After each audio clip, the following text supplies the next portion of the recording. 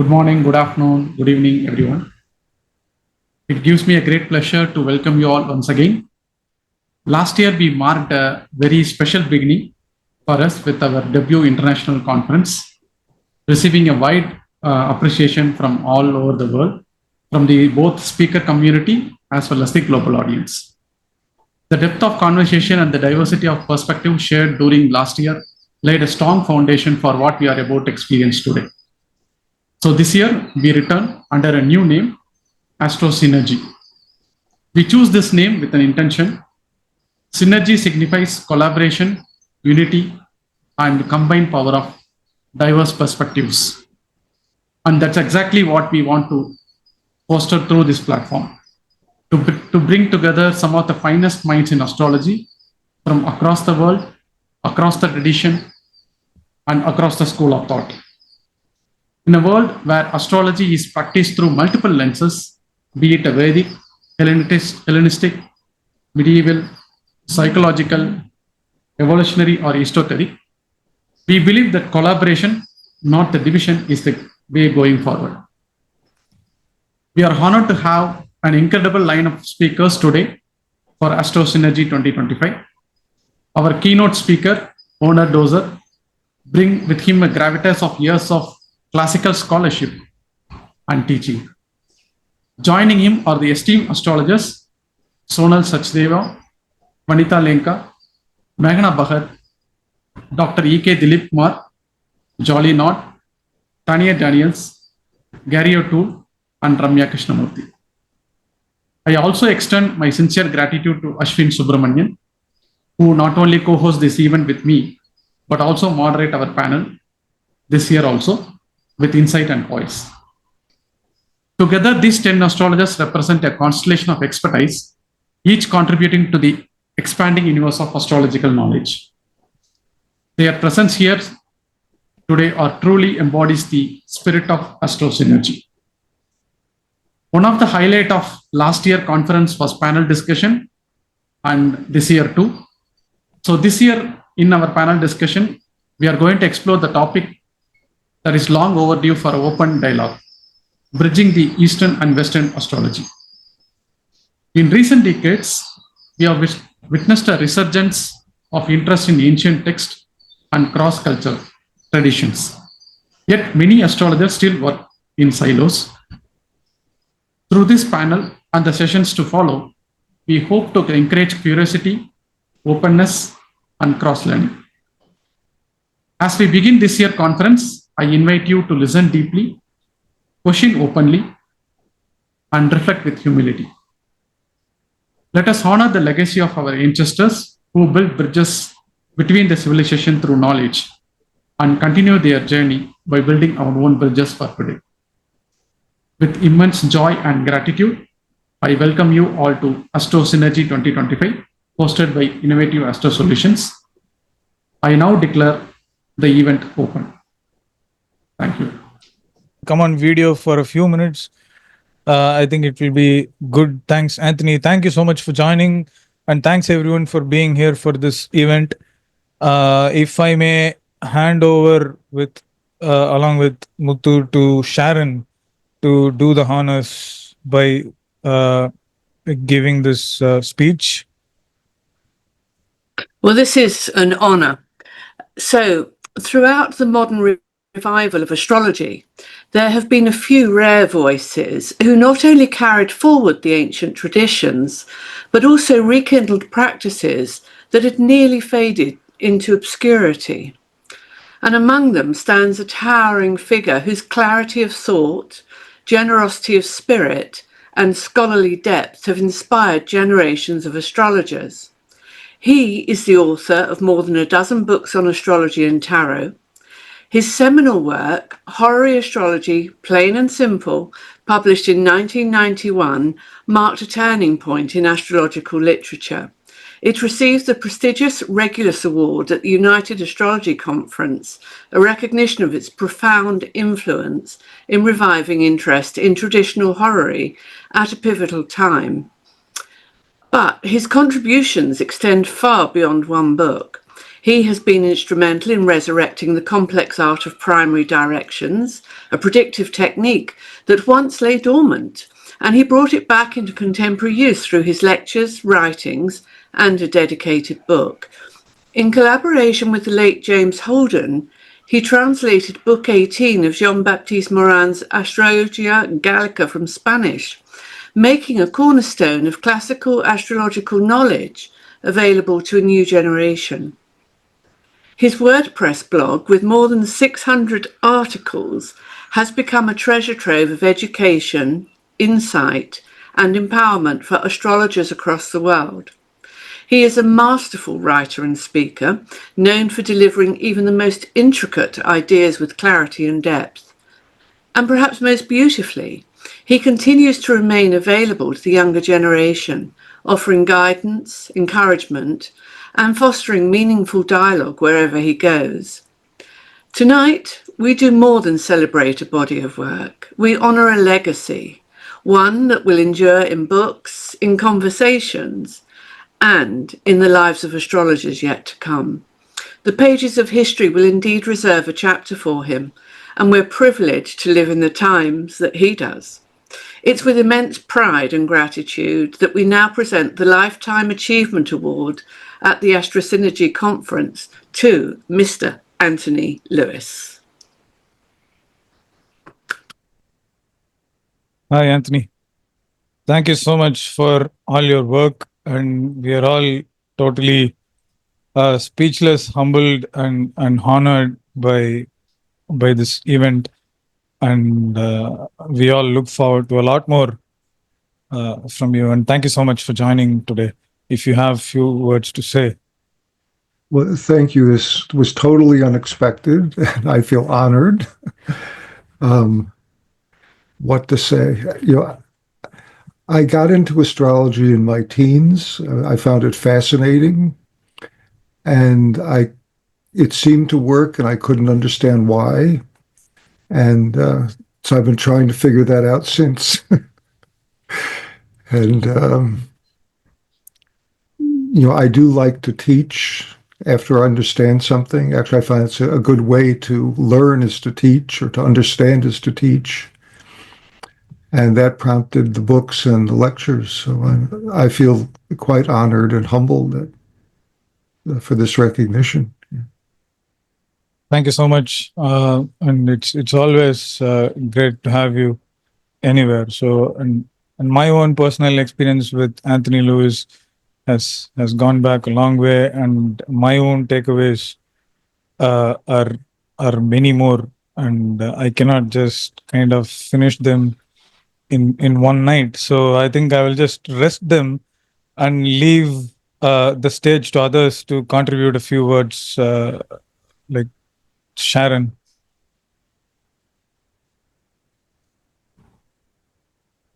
Yes, Anthony, congratulations, and it's honor for us to give a lifetime achievement award in this AstroSynergy conference. So we wanted to recognize like people like you who have contributed like more than anything in the field of astrology. So this is a great initiative for us to. So you are like a great person and right person to like first to receive this award. So thank you again for all your contribution, and we are ready to learn more from you. Well, thank you so much. And to Aswin, thank you too. I've always enjoyed talking with you, and I always learn something new. So I feel like I'm a perpetual student more than a teacher.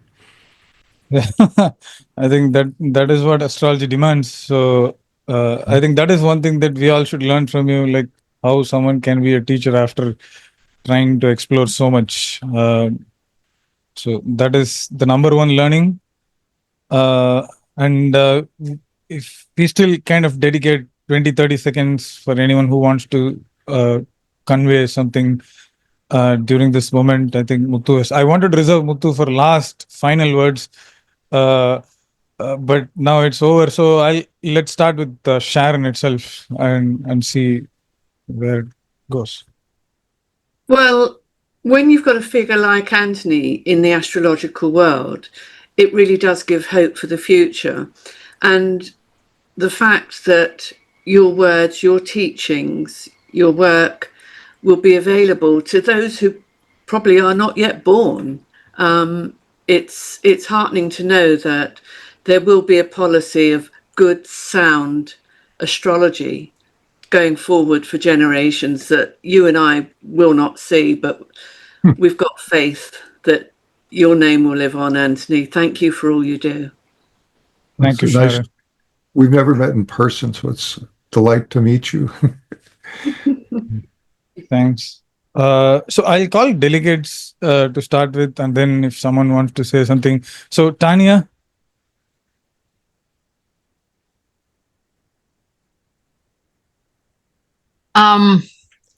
Of course, I'm very happy that you assigned this awards to Anthony. I think there are very few people who earn it, who earn such an award as he does. I am one of those who has many, not all, but many of his books, and I'm happy to have them, happy to read them all the time. And what I appreciate the most is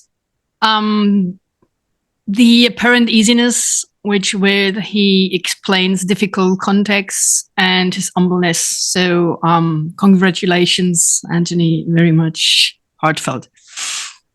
Thank you. Thanks, Tanya. Let's go to Gary. Regarding your comment, there's a physicist, I think it's Feynman. Do you know his work? And he's a brilliant, I don't know if he's still living. I think he isn't, but he used to say that you really don't understand a concept unless you can explain it to a child. Yes, exactly. Yes. That really struck me that, often so we can see that you understand them really well. So. But often I found studying astrology that I would listen to lectures or read books, and they would use all this fancy vocabulary, and what are they talking about? And so I would try to make it clear to myself that. I think this is something we all struggle with, right? Especially if we read ancient texts, which basically feel like instruction manuals, but very badly written most of the time. So just endless numbers of rules that we have to learn, but sometimes we lack the greater concept, or just to make it in easy words that we can use in daily practice. So yes, you're right. Explain it to a scholar, to a student, and then maybe you get through it. Yes. But often the translators are scholars academically, but they don't really know astrology. So they're translating the language, the word, but they don't know the concepts. So it's very hard to translate them. Yeah, not to speak of people who introduce phrases or sentences which aren't there in the original translations. Yeah. And then we as students have to run through several translations to understand which is the more correct one. Yeah. Or go back to the original language and try to figure it out. Hopefully. Well, yes. Yeah. Let's go to Gary.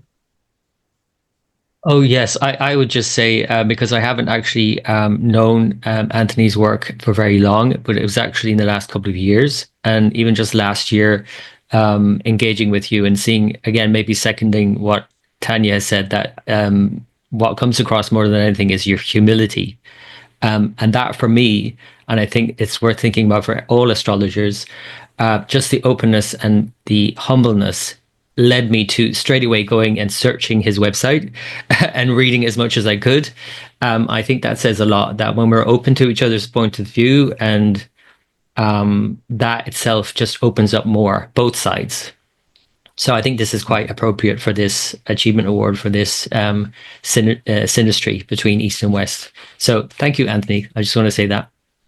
Well, thank you. Likewise, I wasn't familiar with your work until last year's conference, and I did the same. I went to your website and was quite impressed. Thank you. Well, that's very humbling coming from you, for me. So thank you. Thank you. Honor. What can I say? A great master, not only a great astrologer, but also a great writer. And I have Anthony's horary book, horary plain and simple, and very well understood. But I'm always referencing that book, one of the first actually, to my students because it is clearly understandable. All the words are selected very well, written, as well as another book which I have on solar returns, actually. Um, so a life dedicated to astrology, as well as a very good researcher, as well as I know. So what can I say?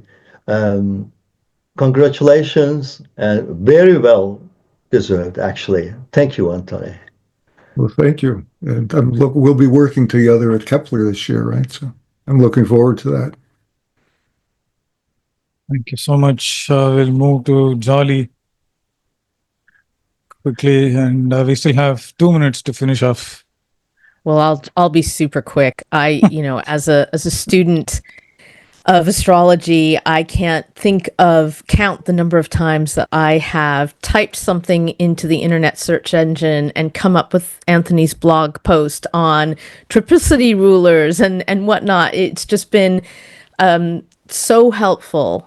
And I have your Solar Returns book, and I absolutely adore it. So it's one of those things where it as you know, echoing Gary, it's very humbling because I love what you said about being the perpetual student. And as a teacher of children myself, love the idea of actually being able to explain something so that a child can understand. And that's just so inspiring to me. So congratulations, Anthony. Really, really well deserved. Thank you. Ramya. I think it's unfair I go last because everyone's already said everything there is to say. Congratulations, Anthony. I have been recently acquainted with your work, so I've been, Googling, searching, finding articles, always something new there, always something really interesting to learn. So thank you so much for sharing your knowledge, your depth of knowledge with us, and putting it in very simple, easy to understand terms.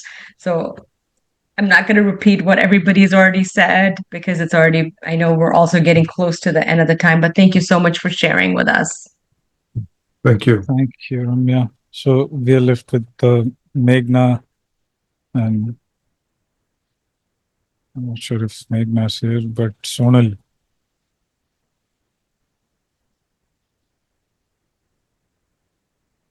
Sonal. Hi, Anthony. Yeah. Hi, it's lovely to see you. I hope you're feeling well. What can I say? I love your stuff on. I'm of course going to cherry pick because I like what I like, and your stuff on Yogini Dasha is so fascinating. You're probably one of the few who has. You've done extensive research on that, I can tell. Is he there? I'm here, yeah. Yeah.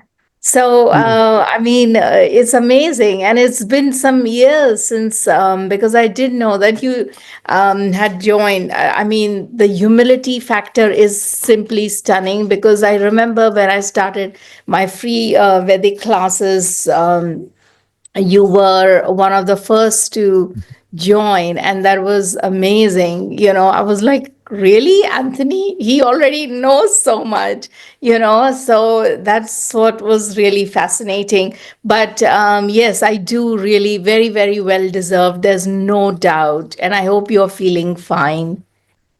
Yeah, for those who don't, I had some medical problems earlier in the year, so that's all cleared up. Yeah, thank you. I enjoyed your course, your classes. Thank you. And I'm really a novice at the Vedic approach. I know a little bit, but really a beginner. The Yogini Dasha stuff, I had seen a video on it, and I thought this is really interesting.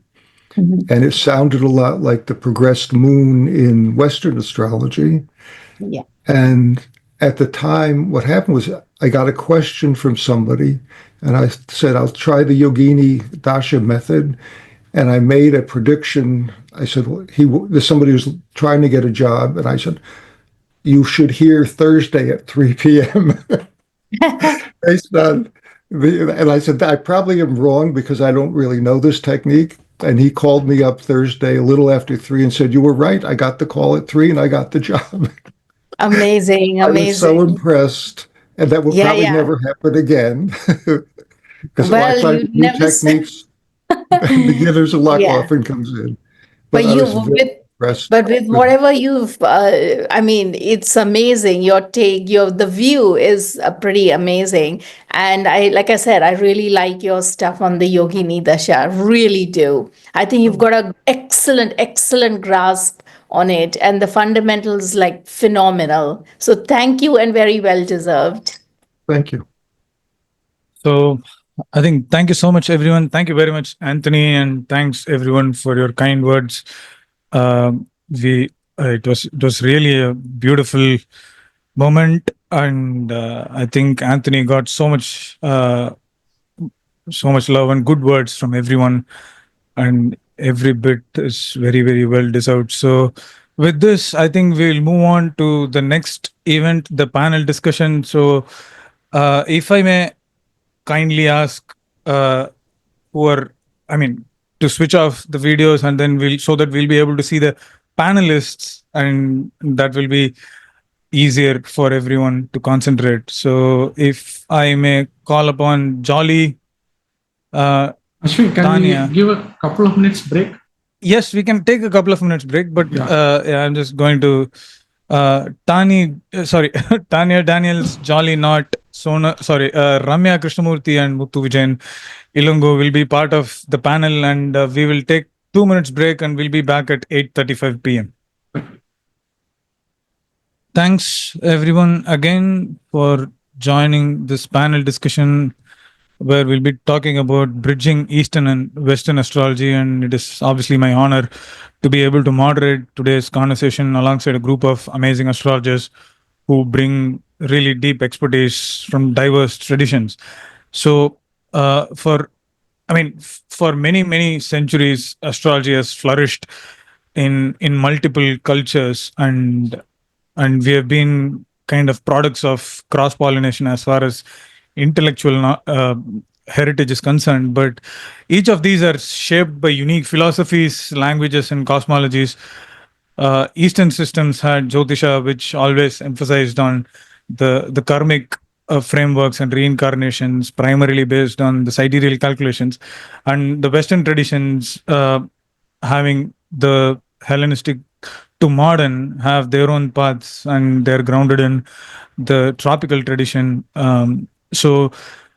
But today is a very interconnected world, and there is a lot of question about, can these traditions speak to one another, and if these insights can be meaningfully integrated, or do we risk by doing so? And I think over the next 2 hours or so, I think we'll explore the foundational differences and also parallels that kind of bring us together, and also put us apart in terms of connecting our astrology. So I think that is what we'll explore, and in terms of how these systems approach time, fate, free will, or even the self, and also about prediction or non-prediction.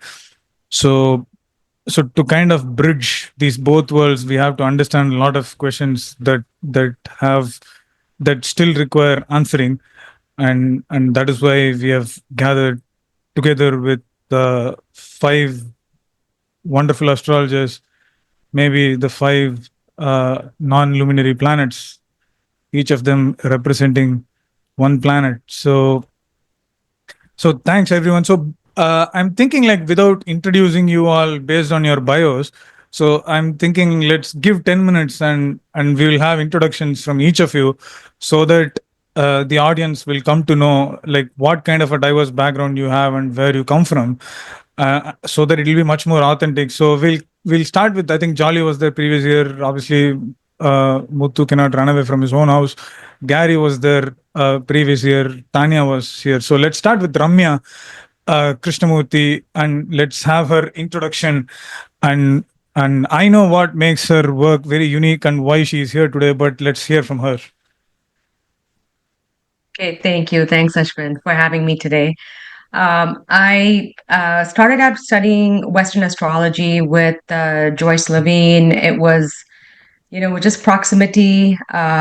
She was the head of NCGR at the time, and she lives close by. And I thought, let me just, give it a shot. And I really got engrossed in it and got, even though my family background has a lot of Vedic astrologers and there is a rich tradition already, I actually started with Western astrology as opposed to Vedic astrology.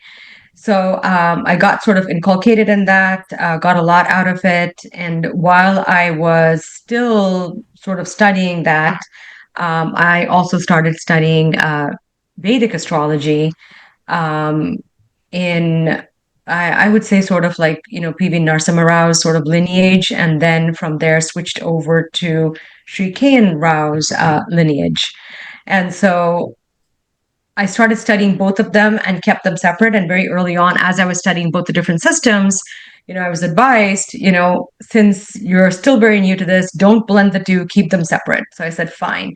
And that's how I started out with that. And then as it kind of progressed, I've realized when I am working with clients, I find it useful to sort of blend both of them. And my style is to look for confluence. If I see something in the Western system, something in the Indian system, they could be completely different in terms of how they arrived at the same conclusion. But if I see confluence, then I know that the chances of something happening are higher. So I just use it as use them as two different toolkits. And I very much enjoy using both of them. At the end of the day, I'm committed to what is going to help the client. And if both the systems are giving the person more than just using one system, that's kind of how I see it. I have a couple of areas of focus, and Ashwin and we met because of our research work. He published something in the NCGR Research Journal, and we were cross-pollinating ideas, and I published something on twins in the NCGR Research Journal, and that's how we connected. And we realized that we're kind of, we're both very open-minded individuals where we are open to receiving from all different kinds of different lineages and blending them to, see what made, sense for us. So that's how we connected, and that's sort of my story in short. And that's why, Ashwin has me here today. So I'm really excited to be here. So thank you for inviting me and having me with this wonderful panel. I'm really excited. Thank you, Ramya. So there, she's from India. She went to US and then she studied Western astrology and then came to Vedic astrology. And that's the thing. So let's go to Gary. So actually, I would say that I'm sort of coming from the other direction because I'm a Westerner, born in England, raised in Ireland mostly, and then started studying Vedic astrology solely. Just because my teacher started Vedic astrology, she had initially been a Western astrologer, but when I met her, she was changing over to Vedic Sidereal. And I probably should say, I think we should all probably say these days, whether we practice Western or Eastern, we have to kind of say whether that's tropical or sidereal, because you're getting a lot of Vedic astrologers using tropical and vice versa.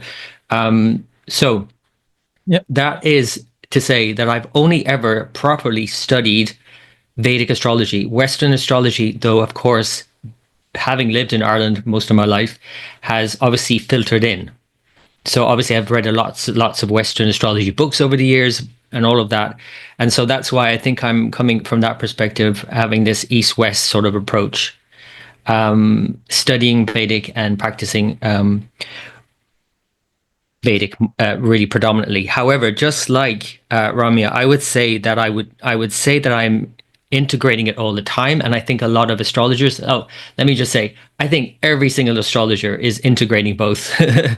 When we get into it, we really get into the weeds, you'll find out that everybody is doing it, because even these days you're seeing a lot of Western astrologers refer to the lunar nodes as Rahu and Ketu. Even just using the names of them is integrating it. So one thing that really struck me a few years ago, I was speaking with an astrologer, Ricky Blythe, who has written a really well-written book about the integration of the tropical and sidereal.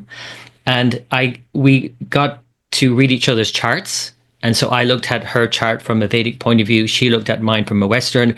And what really struck me was two different things that don't seem to in any way like work together as in systems, and yet they were talking about, as Rami was saying, like they still had a confluence. They were giving the same result. So one of the things that I was looking at in my chart and Ricky was looking at was Rahu Dasha for me personally, and how it influences a particular relationship I was experiencing at the time. And then Ricky looked at my chart and said it was all to do with a progressed Pluto to my Venus. And so now you're thinking, wait a minute, how has Rahu Dasha got anything to do with Pluto? And if you start looking at it, they have a lot in common, right? So, but they don't seem to have anything in common in technique, as in practice. And yet my experience of these two completely different systems was that it was explaining the same thing. But then in another way, I thought it was actually explaining more than that. It fleshed it out so much more. So that's when I started to, in the last few years more especially, really want to incorporate both Western and Eastern. So that's maybe I should say just briefly as well, I've studied for the last 30 years, I would say, with my teacher here in Ireland, Pearl Finn, for 10 years. Then I studied with Camilla Sutton. I've studied with Sanjay Rath, and his student, Vishti Larson, has been a mentor for me as well for many years. So they're my teachers, and I'm currently on the market. I'm looking for another teacher. If anybody can give me any hints, I'm always looking for teachers. So that's me. Thank you. Thank you so much, Gary. So it's amazing. So now we have Westerners studying Indian astrology from a very young age. So, Jolly. Thanks, Aswin, and thank you, Muthu, also for having me again this year. And I think it's really quite fitting because now comes me, and I'm somewhere between Ramya and Gary. So I am of Indian heritage, but I was born and brought up in the US. And so astrology did permeate my consciousness from a very young age. However, it was not something that I was particularly interested in, partly because whenever I read horoscopes about my Aquarius sun, 50-50 maybe. And of course, at the time, I didn't realize that I had a Pisces stellium with my moon in Pisces in a night chart. So, obviously that's going to affect things. But you can probably hear from what I'm saying that I eventually went into astrology and moved from modern to Hellenistic. And the Hellenistic framework really was very helpful for me in terms of plugging gaps in, why do you have domiciles for the planets? Why are there exaltations? Where do the exaltations come from, et cetera, et cetera, et cetera. But being of Indian heritage, I've always been interested in Jyotish. And so that is something that I am planning to study with Aswin. So Gary, if you're looking for a new teacher, Aswin's opening a course in July, which I'm excited to join and excited to learn from you. But I just wanted to say this discussion in particular is very dear to my heart because growing up, I was really feeling as if I was straddling that divide of East and West. I had my Indian side where I would be going to Bengali festivals and eating Indian food. And then I had my American side going to an American high school and, all that entails. So it was something that has always made me very aware that I'm straddling a divide. But then from a Jungian perspective, I suppose as I grew older, I finally found that kind of third higher synthesis where I was able to, borrow Ramya's term, cross-pollinate and, to borrow Gary's term, integrate or syncretize what it was that my life experiences were throwing up and what it was that I was taking from Indian mythology and the folk tales I grew up with, as well as my Western life. So yeah, I'll stop there. Thank you so much, Jolly. Let's go to Tanya Daniels. Where to start? After so many Indian American heritage, I'm no American, no Indian. So I came to astrology through arts, or more exactly through Leonardo da Vinci. I read a very short text about the astrology in The Last Supper, and I was absolutely not into any kind of esoteric science. And I was very rational and was working in business administration. So astrology couldn't have been any further away from my mind than by that time. But it was my Saturn return. So I started a course the very next week, of course, psychological astrology. And then I needed years to forget all about it and came into traditional astrology with Deborah Holdings and studied her master course. And well, this was in 2009. And since then I have gone on my own research. Connection to India is, I had always a very strong connection. I don't know why, but and 2000, I think 7 or 9, I studied Ayurveda here in Florence with an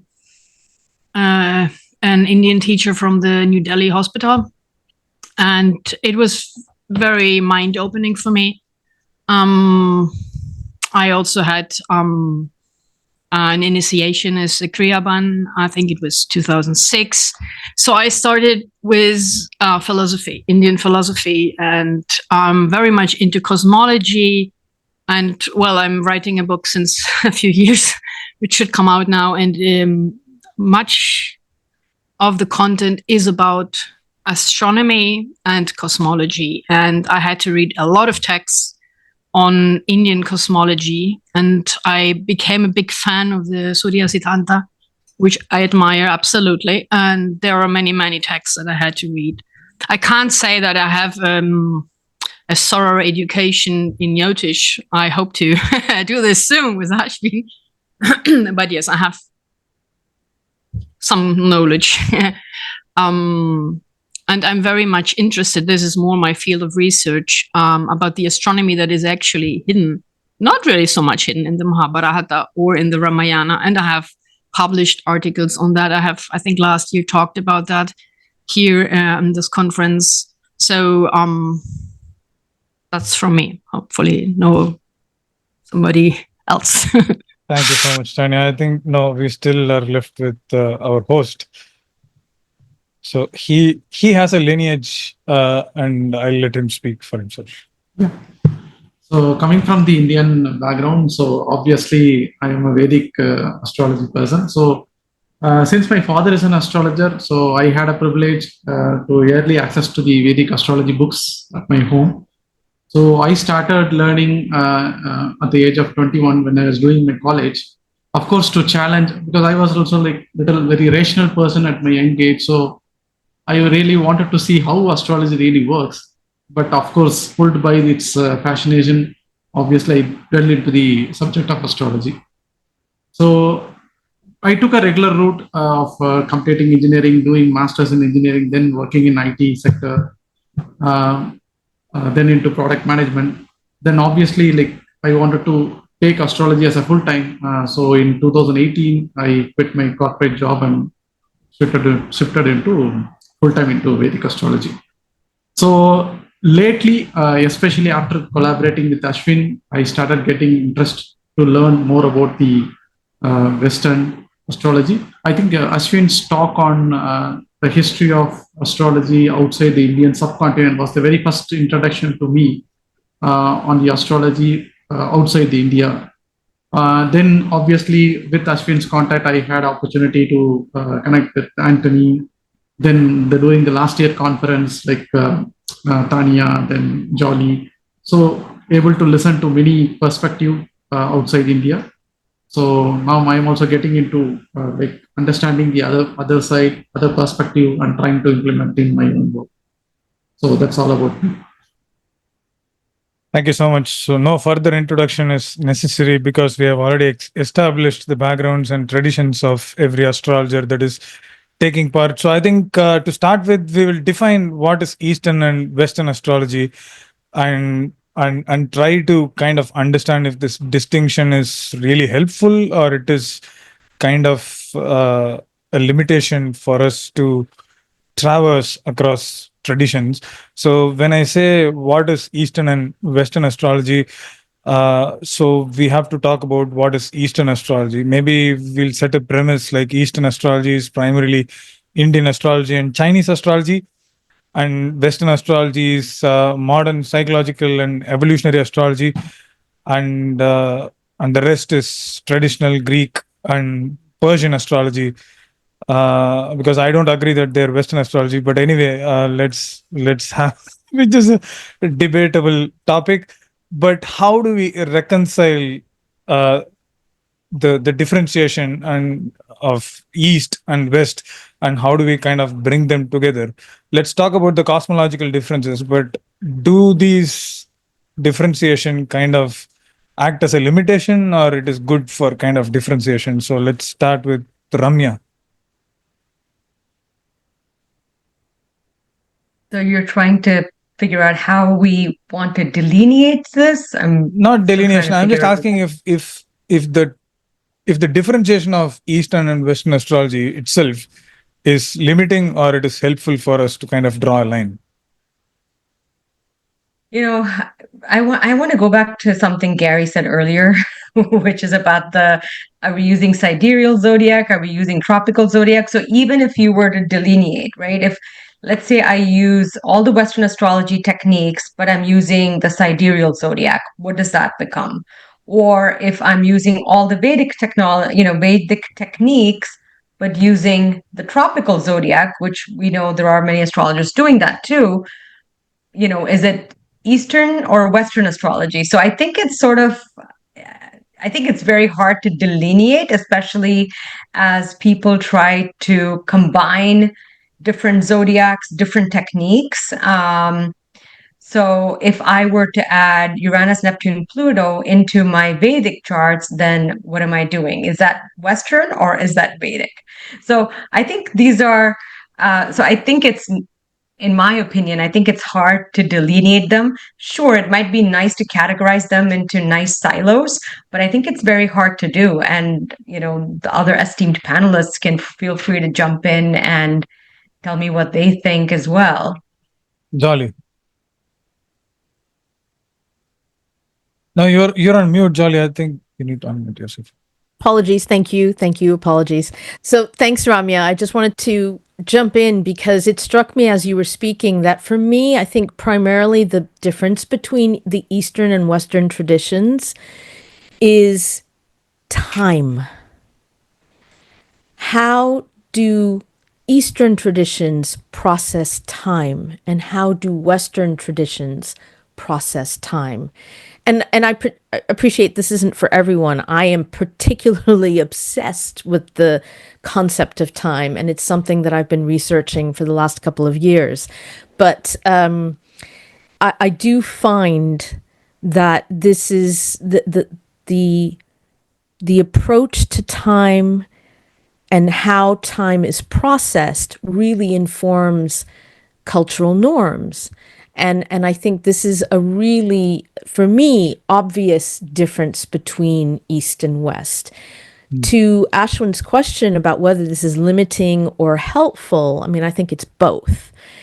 I personally think that I want to borrow or take from as many traditions as I can, again, to syncretize them, because that's my comfort zone. That's where I feel best. But I certainly can't deny that for some people that would be a limiting thing.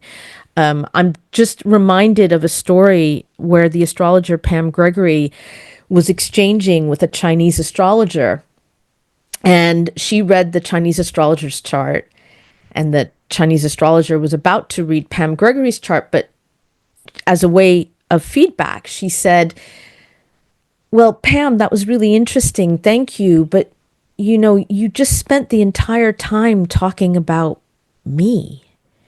And you didn't really talk about me within my family, within my community, within my culture, within history. So that, for me, that story was really a takeaway about how there are these differences in how we process time. Excellent. So I think Ramya raised a very interesting question about the zodiacs. I think we'll try to address the cosmological challenges a little later. But since the question of time came in, I think it's time to bring in Tanya and ask her views about time, because she's dealing with the astronomical natures of how the times are understood and calculated, not just in Indian and Greek traditions, but also Babylonian traditions as well. So please, Tanya. Well, actually, I wanted to say something from a different point of view. You were asking about if East and West, how they can bridge together, if it's limiting or helpful to learn them. And I want to remind you, when we think about our astrological history, I mean, globally, and we think about the moments when that were historically more fruitful, where astrology grew and developed.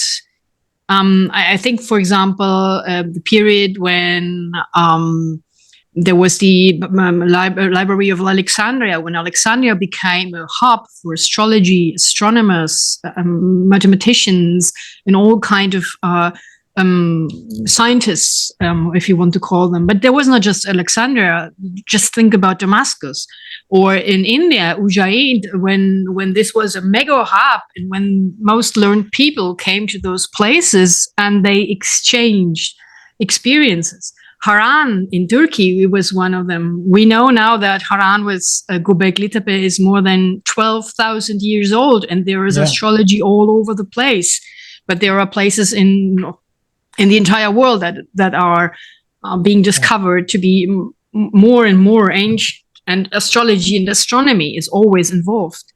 So when we think about our astrological past, wherever we are from, then we have to ask, when did astrology grow like exceptionally quickly? And it was when the cultures mixed.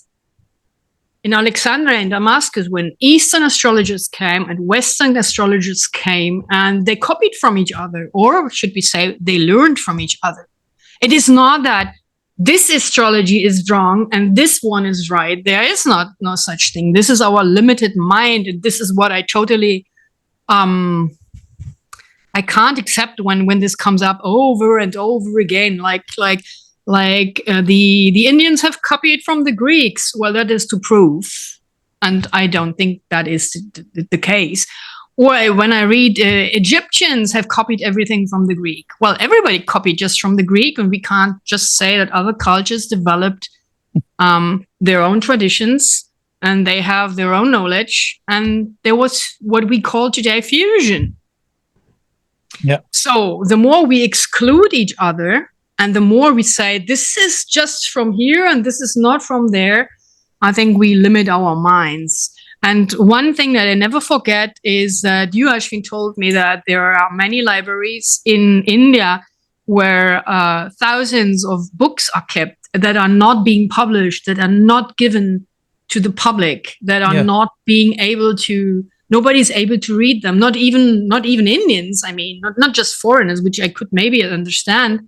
But not even Indians, and not even astrologers. So people specializing in certain aspects. So there is a lot of knowledge withheld, and we know from libraries in Tibet, in Nepal, in India, from many places where texts are being discovered but not published, or officially withheld, but we don't have access. And this is all knowledge that we are lacking.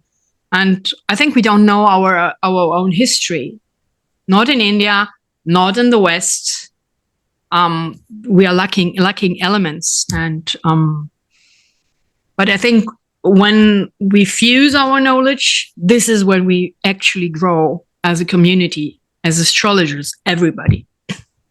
So I think Gary will be the right person to kind of jump in now. Gary, Tanya is talking about fusion and possible amalgamation of traditions of astrology, and you kind of epitomize that idea because you are a Westerner primarily doing Indian astrology. So how was your access, and how much do you think you still don't have access to the texts beyond the teachers that you have?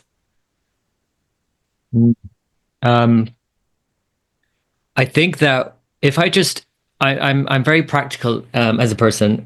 So if I maybe use a practical example, I think of the difference between two languages like French and Italian, and it's like the fact that both French and Italian both use the same alphabet. Like we're all using planet signs and houses at the end of the day, but how we use the alphabet is very different, and we're speaking two different languages. And so, of course, as you're starting out, and as I was starting out, like I said, primarily for 30 years, I've only studied Vedic astrology. But so it took me a long time to get really proficient at that before I could even learn a different language. So when you've learned French, then you want to start learning Italian. You want to start slow, like speaking slowly. So people have to speak slowly to you when they're speaking a different language. And I think one of the good examples is one integration that I found works. Because, by the way, I don't want to suggest that I'm mixing and mixing up everything where it's all kind of goulash. I don't do that at all, actually. I'm a real traditionalist. But what I do is like superimpose the sort of Western, even the view on my readings. Like I don't read like an Indian would read. Actually, a lot of Indians come to me for readings for that reason. So that's an integration already because I'm a Westerner doing it in Vedic science, right? But for example, if we say you have to speak slowly to begin, for a Vedic astrologer, that might mean talking about Uranus, Neptune, and Pluto. That might mean talking about like superimposing them on your traditional framework. And I do that a lot. So I talk a lot about the outer planets, and a lot of Vedic astrologers or people who have only been exposed to that have not been exposed to that. And then when you integrate that into it and literally talk about it, like Pluto, the slowest moving planet, we might say for most people, would be easy to integrate because it's very easy to see Pluto's transit over a long period of time, both tropically and sidereally. Right. So that's what I do primarily. It's kind of like start integrating it slowly in the philosophies, and all of that, as opposed to, oh, I need to understand, because I am going to put my hands up. I am not that interested in the history of astrology. I am only interested in if astrology works and helps people right now. I'm really not interested in where it came from and how it kind of got there, as long as it works, because you might spend a lot of time figuring out where it came from and how it got here, and a system that no longer works. Yeah. Like there's lots of astrology that we could all study that actually doesn't apply. It might be interesting, but it might not be practical. And that's where I really am as an astrologer. I've always been interested in practically, how is this working? So that's what I would say.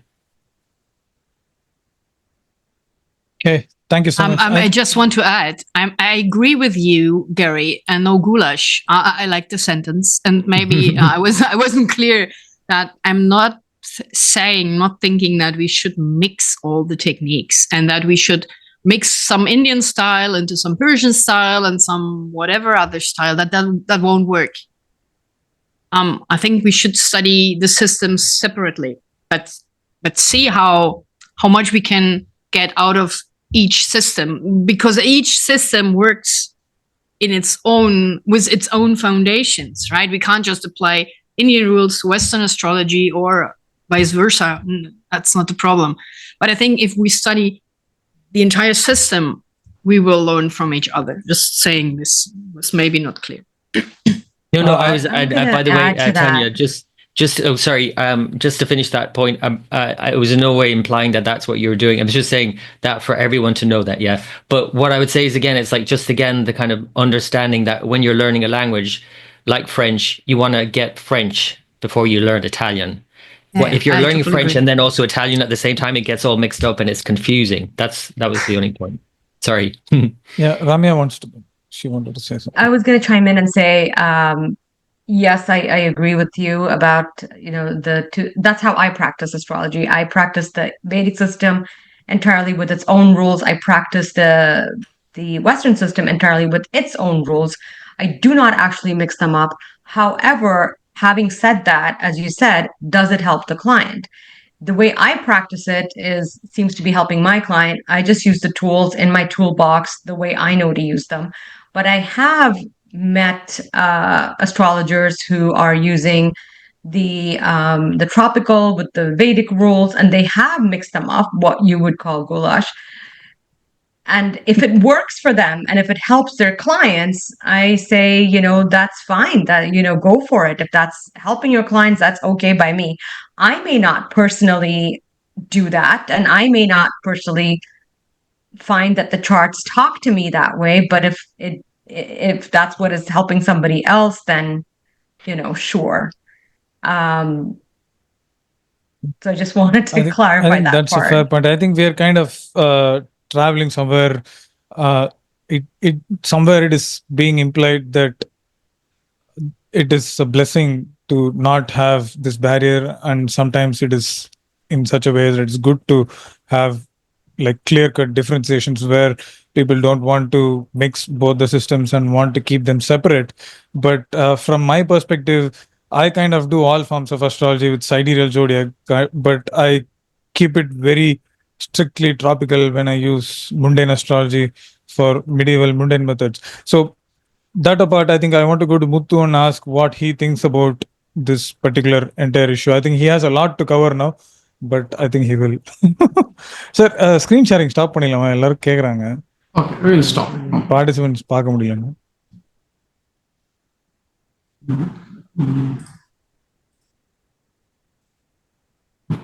Yeah, thanks. I don't know. Really, I stopped it. I don't know. I can stop it for you if you want. Yeah, please. Please. Yeah, okay. I stopped it. So what we have to address now is from your own experience of being a Vedic astrologer. Is it limitation from India? At least one is geographical limitation to have access to Western astrology, and on the other hand, is it also limiting from a technical perspective to embrace and practice the Western astrological traditions? Right. Probably I would like to look at it in a different perspective. Maybe like how all this might have started. Let's say like man after his Paleolithic age, when he settled down in a one particular place, that's when probably the philosophy might have first started, because the philosophy is a starting point when man is curious to know the nature as well as implication of nature. That would be the starting point for most of the philosophical understanding. Of course, astrology would be part of that, right? So, if at all, if you see the man's nature is to decode the secret of the universe. Let's say, like when we spoke about, like in the introduction itself, Tanya on the other side have the same curiosity of what I had during my early age, right? So the curiosity is the common factor that drives the human to find something out of the universe. So that could be the starting point for all this thing. And when the curiosity is common for the human being, whether it is a person in the African continent or person in the European continent, might have the same curiosity to explore the nature. So that's how the different traditions of astrology might have started building it. But whether that would have been a limitation, I don't think so, because the fusion, what we are talking about now, is already happened. When you see the Yavana Jataka, right? When you read about Yavana Jataka, so obviously the fusion is happened in those days itself. So I think people, due to the curiosity of what they learned by themselves, they were curious to know what is other perspective also. So that's how the cross-pollination is already happened, and we are still, the curiosity in man is keep exploring, because as a Vedic astrologer, I always wanted to improve the outcome of astrology. So I will always try to see like what are the other better methods I can leverage, right? So I feel like the curiosity is intact with the human still. So I don't think there is a barrier within this. If you can leverage the techniques, the Vedic from Western and Western people from Vedic, I think it's a good handshake for both of the people. So that's my perspective. Great, thanks. Jolly, before we move on to something else, do you want to address what Meghna was asking? Like, what specifically do you see as the differences in the perception of time? If you can give us a couple of sentences on that, what have you discovered? Yeah, I mean, it's ongoing research, but I just wanted to briefly mention the thinker Brian Eno. And he had I'll see if I can say this story very quickly. He had this wonderful story where he went to visit a friend in New York, and she was living in this apartment building. And he, went via taxi and ended up in a very shady part of town. And he was a little bit confused as he stepped out of the taxi. He was like, am I going to get mugged? And he went in, elevator, it was a warehouse. He went up to the top floor, and immediately he was transported to a very different location, so to speak. It was loud, it was, full of light, laughter, glasses clinking, the smell of food. And he said to the hostess, wow, how do you find it here? And he was thinking about the neighborhood, and the hostess said, oh, I love it here. This is the best apartment I've ever been in. And he realized very quickly, he said, well, what about the neighborhood? And he said, she was like, I ignore the neighborhood. It's immaterial to me. So he came up with this idea of the big here and the small here. And he said that Americans have a very small here and Europeans have a big here. Europeans want to have this garden. They want to have, nature around them, whereas Americans are very happy with their small here. Who cares about the neighborhood as long as I've got this fabulous apartment to throw dinner parties in? And from that, he extrapolated the long now and the short now.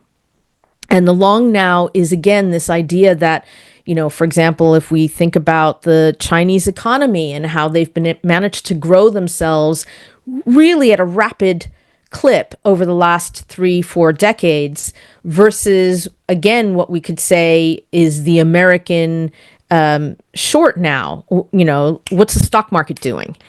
And so in a very broad sense, I find that time is divided not completely black and white, but East tends to look at time as the long now. West tends to look at time as the short now. And then you've got the idea of polychronic time and monochronic time. So again, just briefly, monochronic time is where you are working to a deadline. Polychronic time is where you are multitasking. And the difference between the two, so you get cultures that are monochronic and polychronic, and then every now and then you get cultures that are a mix of both. But essentially in monochronic time, if you do not show up on time for a meeting, it's like, well, you've blown it now. Whereas in polychronic time, if the meeting goes over the stated ending, that's okay because the focus is more about the relationships. Whereas in monochronic time, the focus is on what you are producing. So again, I find these traditions or these thought processes reflected in Eastern and Western traditions of astrology. Again, not black and white, but something that informs the way I look at both. And just to say a quick word in terms of the goulash, and I'm not saying this is like, trying to in any way denigrating what Gary said or anything like that, just my take. And that is, I love Indo-Chinese food. I love gobi Manchurian.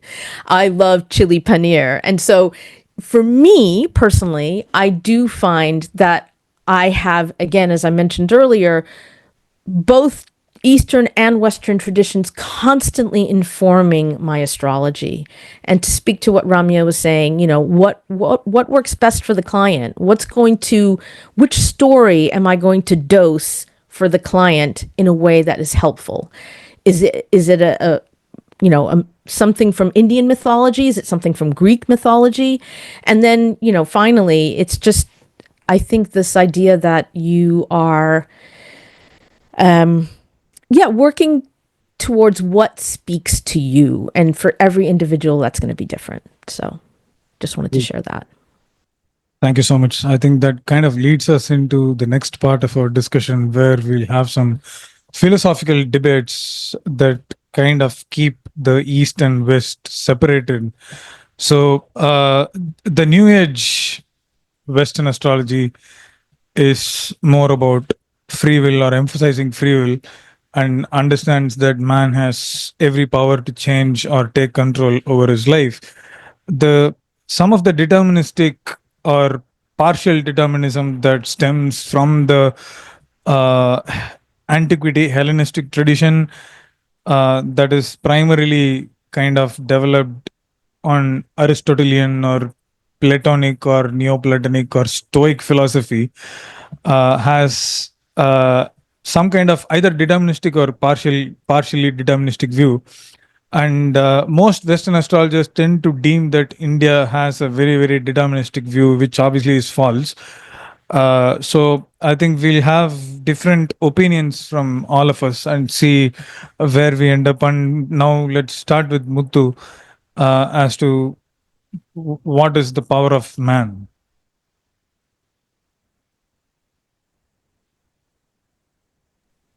Yeah, from an Indian context, without touching the theory of karma, we cannot speak about astrology. So India, like Vedic astrology, is very closely tied with the theory of karma. But when we talk about karma, like many people understand that it's something, it's desired, it's unchangeable, but it is not actually. If you see the bigger picture of karma, in Indian context, the karma is divided into three parts, like Sanchita karma, Pravrata karma, and Agamya karma. The Sanchita is the total accumulated karma, and the Pravrata is some finite portion of that karma which is manifested in this particular birth, and Agamya is something like which is yet to be manifested. So when we see maybe many people know that Swami Yukteswar, he is the guru of Paramahamsa Yogananda. He is a very well spiritual person who is very famous in the West actually. So he says that a particular line in his book saying that a child is born on a particular day and a particular time in a celestial map where it is mapped according to its own karma. So which clearly states that from Indian context, from a Vedic perspective, the parent doesn't choose the child, but whereas the child chooses its parent as well as the environment according to its past karma. So that's the theory of karma, but it doesn't limit any of us, because as I said, the only the limited portion of karma is what we tend to take in this particular birth, but still we have a lot more control to change it according to the free will. So that's the whole idea from the Indian context, from a Vedic standpoint. Thank you so much. I think so. What is your own opinion? Like, do you still feel a man has power to change his life on a day-to-day basis, not major things, but he cannot change his parents. He's limited to the resources that he's born with, but still, like, is he having the power to make his choices, or he's bound to? I mean, obviously, anyone is bound to the results the moment they make choices. But what is your take on it in terms of a man having power on his daily life? Right. See, I take both free will and fate work together. Actually, it is nothing. It's not like the life is completely free will and it is completely fatalistic. So it is mix of both. It is something like, for example, you cannot choose what the seed you are going to grow, but still you have a control on how efficient you can grow it. For example, the life of according to the karma is like the seed is fixed. Like you cannot get a mango tree out of a pine seed. but still, according to the environmental factors, still you can grow to the betterment. So there's a mix of both, is what my opinion. I think that's very well said. Jolly.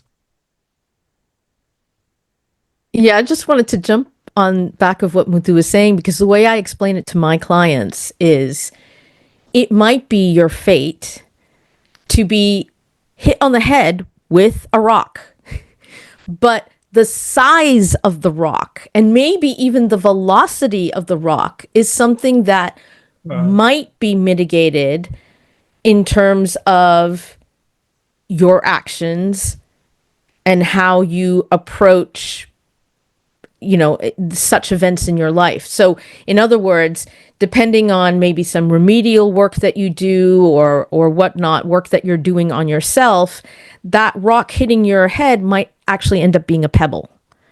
And it, you know, it won't have necessarily the impact that, you know, a bigger rock hitting your head would. So that's usually how I explain it to my clients. I think that for me, I very much agree with what Muthu is saying, that, you know, it is a mixture. Most of the scientific work that's been done to date will actually say we live in a completely deterministic universe. And certainly in the Stoic branch or arm of Hellenistic astrology, there's this idea of complete determinism. Like, no, it's all set in stone and there ain't nothing you can do to fix that or change it. But at the same time, I think that, you know, they'll say, well, it's your attitude, right? That Stoicism is, you know, if you have that attitude, or, you know, the Chinese idea of like the middle way, you know, don't get too excited, don't get too depressed, then you're able to kind of manage or navigate life a little bit more easily. And so, you know, certainly I think the idea of cultivating our attitudes and trying to walk that middle path is something that we are, you know, it behooves us all to do. But yeah, I've struggled very much with the idea that it's completely determined and you have no say. So that's just where I'm coming from. Okay, so I think you are in line with Muthu. So are you referencing remediation, Jolly, relative to the size of the rock and velocity's modifiability? Yeah, so like, for example, in the Hellenistic tradition, you might sing an Orphic hymn to a particular planet that is troubling you. And, you know, so I think there are remediation types of techniques, even if they're not called remediation, within the Hellenistic tradition. And certainly it's there in the medieval Islamic tradition for sure. And then, of course, if you go to the Vedic or Indic tradition, we also see remediation is heavily prevalent. So, yeah, I'm definitely talking about not just working with a planet, but like remediation can also be, I'm committed to seeing my therapist, you know, twice a month or whatever. You know, I'm committed to doing charity work. I'm committed to doing things that benefit not only the people around you, but benefit your own self-growth. That's wonderful. So, which pretty much underlines the presence of free will. So I'll go to Gary now and see what he thinks about this, because he comes from a Vedic perspective. Vedic, but also Western, I suppose, philosophically.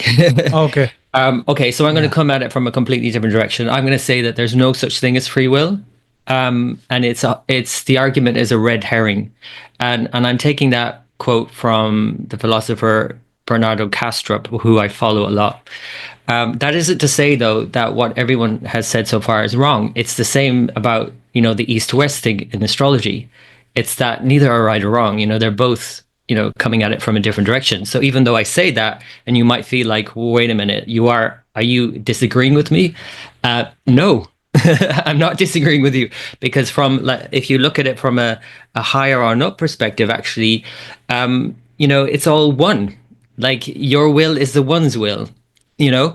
And so it's like we have this sense of like having an individual will, but of course we cannot have a free will, as in Gary doesn't have free will, right? We have a will, And so I like this. And I heard another speaker talk about this before, a philosopher who talked about how we have this like one will, kind of like if you look at it in the middle track.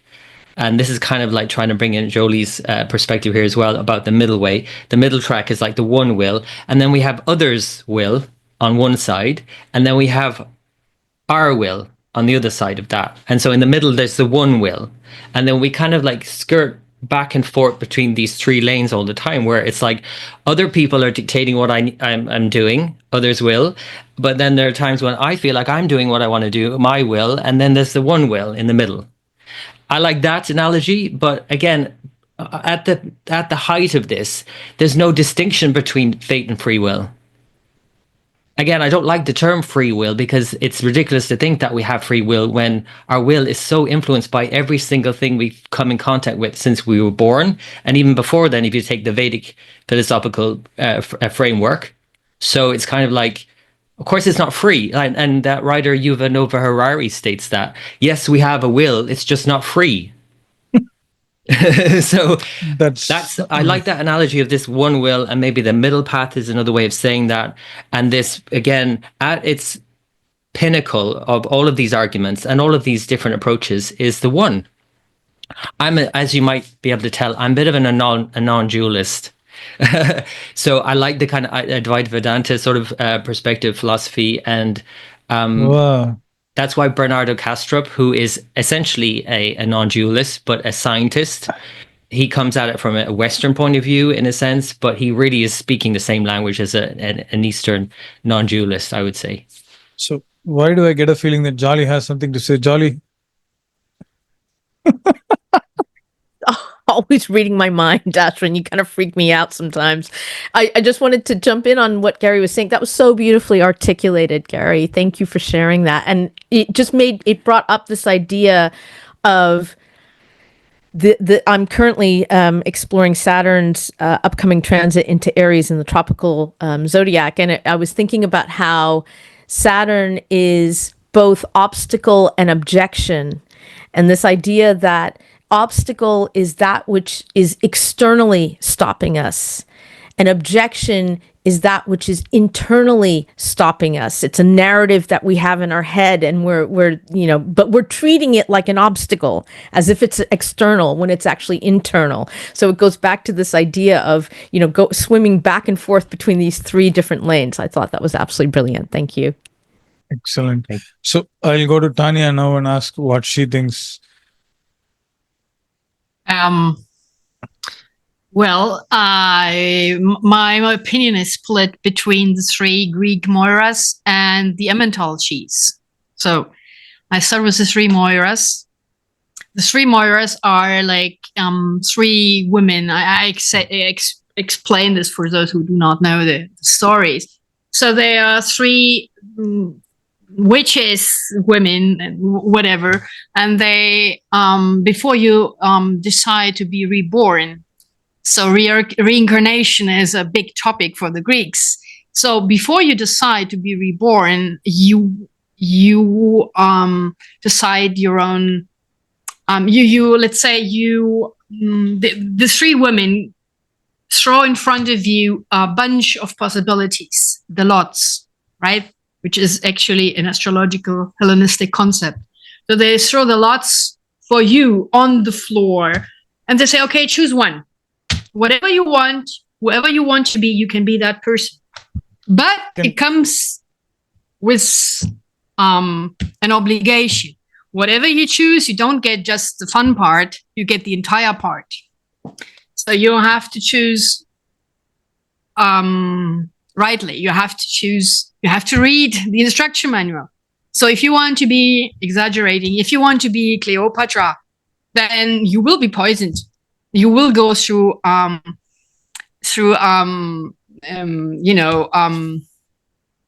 the stuff that this personality went through. So I agree with Muthu that reincarnation is a big part, and we don't have just only free choice. So we accept some kind of role that we want to play, somebody who we want to be, or somehow we want to be. But this comes with a number of problems that we have to face, which we see in our horoscope. So we sign up for all the entire thing. But now the Emmental cheese comes in. I'm not sure if Indians are familiar with Emmental cheese, which is that cheese with holes in it. So yellow cheese with holes in it. So as I see it, every choice that we make in our life brings us to a new crossroad. And every new crossroad, there are new choices that we can make. And we have to take some decision. And those decisions bring us to new crossroads. So I agree with Jolie. Sometimes you have a big stone that is falling on your head. If you follow one of those roads, but then you can change your path. You can take another direction on the crossroad, and then it becomes a pebble. So yes, I think we have both. We have free choice within certain limits. So we have accepted a kind of role that we want to interpret. We have chosen our parents to some extent, major obstacles in the life that we want to confront. That is our karmic destiny for whichever reason. But then, according to our choices, it can become a rock or a pebble. Yes, I agreed with that. I hope I made that clear. It's kind of complicated view. It looks like this is a very pacifying panel. I don't see anyone disagreeing. So I'll go to Ramya and see. No, I know. I know, Gary. Harry always disagrees with me. Bring it on. I'm coming back to you, but you disagreed in a very garish nice way. Yeah. So I'll go to Ramya and then because she practices both forms of astrology. And she has to deal with the idea of karma and reincarnation in a Jyotish chart with that perspective, and she has to deal with the omnipresent free will while practicing Western psychological astrology. So, I kind of go back to, again, what works for the client. If the client doesn't believe in reincarnation, if they don't believe in, that, then I just say, what is karma? At the end of the day, what are you here to learn on this earth in this lifetime? So if you've learned your lesson, your karma is fulfilled. So if that's what resonates with the client, I say, you are, let's say, for example, I can say, well, I'm destined. This actually did happen to me. There's a story where I went to this astrologer. He's like, oh, you're destined to go to the hospital and you're going to have a tough time in this time period. And I said, oh, geez, what should I do? And he said, why don't you, donate to charity or go volunteer at a hospital? So that way you still have to fulfill the karma of being at a hospital.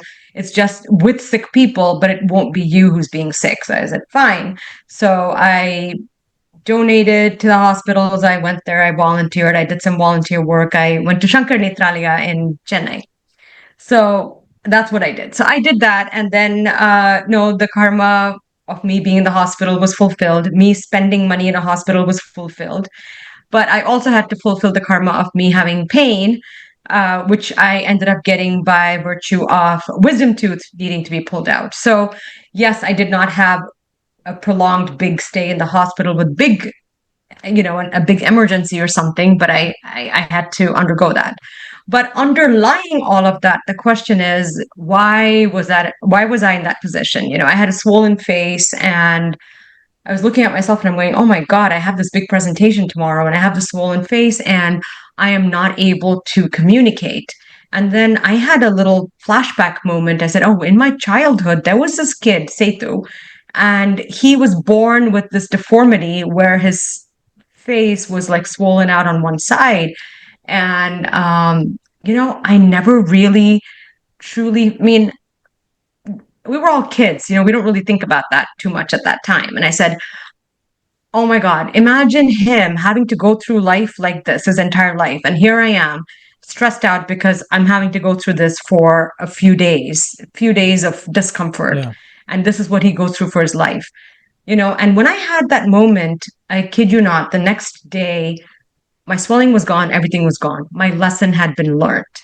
My karma, which could have extended out longer, had I not learned that lesson of being compassionate towards those who had this, who had a deformity or had difficulty, I kind of feel like I learned from that. So when I'm speaking to a client, if they believe in reincarnation, they believe in, the traditional, the different kinds of karma that Muthu laid out, right? I believe in all those different forms of karma. You can go even further and you can say, well, that karma is also got different natures to it. And it can be a dhrida karma, dhrida adhrida karma, or a adhrida karma. So that's, in English, that would be like a fixed karma, which is something that's going to happen. It can be pleasurable, it can be painful, that's going to happen despite your best efforts. So like having to be in a let's take a car accident, for example. So even if you're a careful driver, you're following all the safety rules, it's still going to happen anyway. The dhrida adhrida karma, or the firm karma, is something that you can employ a little bit of free will, and that is, well, hey, this happened. It's like the size of the stone, right? Maybe you do some remedies beforehand, and then you have to do physiotherapy after this accident to overcome your physical handicap. So that's something that you could overcome. And then you have the adhrida, or the flexible karma, which means you have a clean slate and you can choose your path. So you put on your safety belt and, you have a smaller incident that happens, you kind of walk away from it sort of unscathed. So we do have the different categorizations of the karma that Muthu explained. So if I'm speaking to a client who believes in all of those, I could say, hey, look, I see all these confluences in your Western chart and in your Vedic chart. It's going to rain, bring an umbrella, right? So that's one side. The other side of it is, if you don't believe in reincarnation, that's not for you, that's totally okay. Let's focus on the lesson. You're going to learn this lesson in pain, and maybe it means that you have to be more attuned to other people's pain. How can you maybe do a remedy for that? Well, maybe go and actively learn about it. Maybe think back to all the times that maybe someone, your mom was in pain, or she said, oh, my knee hurts. And you're like, oh, mom, you always say that, right? So think back to those times when you may have dismissed people, make a list of that, and, actively reflect on it. And you've learned your karmic lesson and you move on. Amazing. I don't know what to say now, but anyway, so it's almost like I'm in this middle ground where I don't anymore kind of think about karma, because I've already embraced stoicism, and that kind of frees me from almost everything and makes me wiser than most. And that was a joke. So so I mean, so the stoicism moving on- is also, root of it is detachment, right? Yeah. Detachment is the core of it. So now again, going back to the tropical and sidereal zodiac. So let's just have who I think Muthu uses sidereal zodiac only. Like Tanya, what's your opinion about kind of tropical and sidereal zodiac, and is there a scope for someone to switch from tropical to sidereal and sidereal to tropical? So I'm kind of coming to you with this because I think we have had endless conversations about this, and I was there, in a position where I was almost quitting sidereal zodiac, but stayed there. So we have had a lot of conversations, but you always said that stick to your gut and see what it says. So is it only gut, or somewhere we need to pay attention to the technicality as well? Well, you know that this is my major problem at the moment. The more I research on astronomy, the more I'm looking at the actual sky. And as you know, I'm researching time periods that go well beyond 3000 BCE and further away.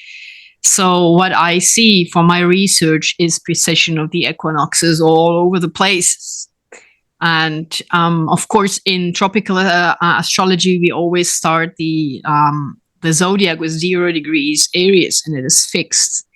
But if we go into the archaeoastronomy and we go into architecture, ancient architecture, and in India you have plenty of wonderful temples and they are all mirroring the equinoxes and the solstices. But we can see also more, famous examples, like we see the Sphinx. The Sphinx is a lion. There has the body of the lion, and it's facing east. So when we see a building that is facing east, we know has been built for the equinox. So the question is, why is there a Sphinx with a lion body facing supposedly a rising constellation in Taurus, if the Egyptologists are right and they say, well, that is from the time when Taurus was rising. And we see things like that all over the world. So I could go on and on with examples on that.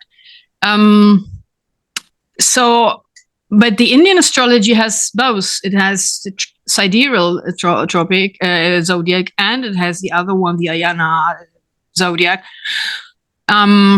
So I think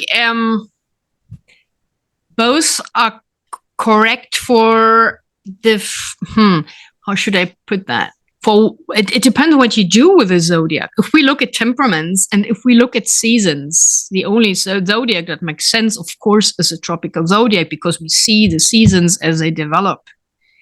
But if we want to describe cycles, long cycles, and we want to see how in which part of the actual sky we see a planet, and in India with the nakshatras, there are descriptions of the sidereal sky. You can't use the nakshatras in the tropical sky because it won't match. So I'm always looking at the sidereal sky when I look at what is happening in the world. I use tropical for interpretation when I do Western astrology, but I have a very, very open mind that I might switch at some point. Cool. Good to have you. Let's go to Gary. So I would say how I think about it is that one of the most insightful comments I saw more recently actually was from somebody who was just commenting on an astrology forum or something, and they weren't an astrologer, they just followed astrology, and I think it seemed to be the best way to approach it. And they said they simply use the tropical transit, because of course it happens first, to get a sense of what this planet in this sign represents and get a sort of feel for the archetype and all of the symbolism and the mythology, and then get ready to hit the ground running when it then moves into the sidereal sign. Because I do think that this is something that is missing a lot.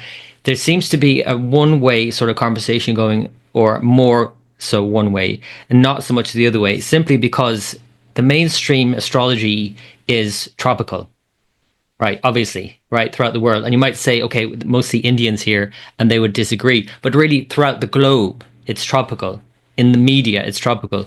So tropicalists aren't generally as aware of the sidereal transits. And I know this to be a fact because I've followed so many over the years who talk about how when a transit occurs at the end of a sign, it triggers an event. That simply means, obviously, that the transit has just started in the sidereal. So the fact that for most people using whatever Ayanamsha around the 6-degree mark at the moment overlap, obviously that means that when a planet is at the end of the tropical, it's at the beginning of the sidereal, and it's an overlap. And I have seen it over and over again because I work with both, where when somebody has that overlap, there's so much more that sign or that planet in that sign, right? So there is obviously an overlap, and there is obviously 2 layers to this and 2 ways we could use it. And I could go on and on about it because it's something I do a lot, but I think everybody gets that. The problem, I think, is that I'll use the example of an astrologer in my hometown who was getting a bit older, and I think she was in her 60s when I was having these conversations with her, and sadly she's passed now, but her reason for not looking at the sidereal, because she was a tropical astrologer all of her life, was simply that the excuse was, I'm just too old. That was her only reason. I think there's a lot more reasons for people to not want to switch or use the other. And maybe one is that you've spent your whole career using the tropical zodiac and promoting that in a sense. And now all of a sudden you're going to switch to sidereal. It's kind of scary to do that. because there's kind of like even professionalism. It's like, what am I doing? All of a sudden telling my clients that I'm using this different zodiac. So I think those are at least a couple of the main problems I think people have in switching or being open to. I don't think tropicalists are as open to the sidereal. And because as well, one last point maybe, is that the sidereal is 12 away. It is hidden in the 12th away mostly, right? And I see this a lot with tropical signs where they're talking about something, and they're not even acknowledging the sidereal sign that's 12th away from there. And it's almost like they can even put it into the sort of 12th in a sense, unconsciously put it away there, took it away there. Not identify with, like, let's say a Taurian not identifying with Aries traits, right? So that's three now really major reasons why I don't think they just don't communicate back and forth as easily. I do think sidereal astrologers are looking at the tropical more because it's world over. Everyone's talking about tropical everywhere you look. And you just cannot help but be influenced by the tropical if you follow the sidereal primarily. So that's my take. Cool. Thank you so much. And I think it's an ongoing debate, and that will lead us to a point where we have to debate about the signs not being of equal size. So I think we'll quit the topic, but I'll go to Jolly. I know I never went to Jolly. So yeah, go ahead, Jolly. I wanted to add that I remember reading someone talking about the difference between sidereal and tropical, and it reminded me briefly of, so for example, I will often use whole sign plus a quadrant-based system. Sometimes it's porphyry, sometimes it's placidus, sometimes it's alcobaeus. I'm still trying to figure out which one I like. But the idea being that with whole sign, I see something perhaps a bit more objectively, or perhaps a bit more to do with the native's life, versus if I'm looking with a quadrant system, then I'm seeing something a bit more subjectively, maybe how the native is experiencing something. And it reminds me of the difference for me personally between sidereal and tropical. I see that with the tropical, it kind of feels like my view on life, whereas whenever someone has looked at my chart from a sidereal perspective, it's almost like how other people see me. So I thought I would share that. I found that quite fascinating. And I mean, I'm a Scorpio rising in tropical and a Libra rising in Jyotish in Sidereal. So it's one of those things where, I don't know, do you think I'm more Scorpio or more Libra? But yeah. You have a validation from Anthony Lewis. So that's a good thing.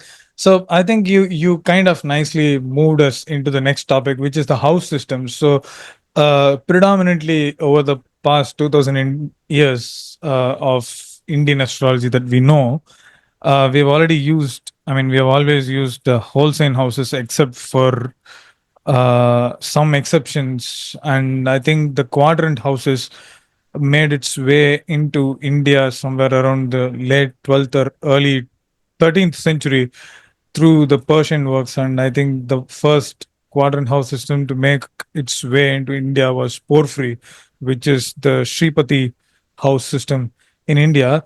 And then we have Placidus house system, which is being used in KP astrology or Krishnamurti Paddhati. But predominantly, I think Indian astrologers always use the whole sign houses, and some astrologers use Bhava chart, which is primarily the quadrant. But what are your preferred house systems, and why one over the other? Let's go with Ramya. I think Ramya, again, very unique, uses both the zodiacs. So now let's go to house systems. I do. I mean, I use both the zodiacs and I use both the house systems. And again, it just comes back to what talks to me, right? So when I'm using the tropical zodiac and I'm using the Placidus house system, that's what talks to me when I'm doing the Western charts and when I'm doing the Vedic charts. It's the sidereal along with the whole house.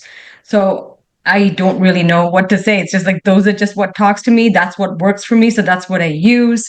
I have tried every once in a while to switch things up and try the tropical with the Vedic whole house sign system. And I've tried those things and it just doesn't talk to me, which doesn't mean that it works for other people. It just doesn't work for me. So I just have to go with just my personal preference here. That's all. Even Ayanamsha, some people use KP, some people use Chitrapaksha Ayanamsha. So, I experimented for a little while with the Pushyapaksha Ayanamsha. Interesting. So even that is another topic of discussion, I guess. If you have good results and you're helping your client, go for it. That's all I say in these matters. Yeah, Ayanamsha is one other thing. I mean, the Indian astrologers kind of debate with the idea of starting point of Aries from a sidereal perspective, and that is always changing, except for the fact that most astrologers use Lahiri. I mean, most Indian astrologers use Lahiri, or most Jyotishis across the world use Lahiri Ayanamsha. I think that is basically because we kind of follow the other person. So that is one primary reason, but there are other Ayanamshas which are actually much better in practice than Lahiri, and also astronomically much sound than Lahiri. So that is a point for another debate. So Gary, like before we go to house systems, do you use Lahiri?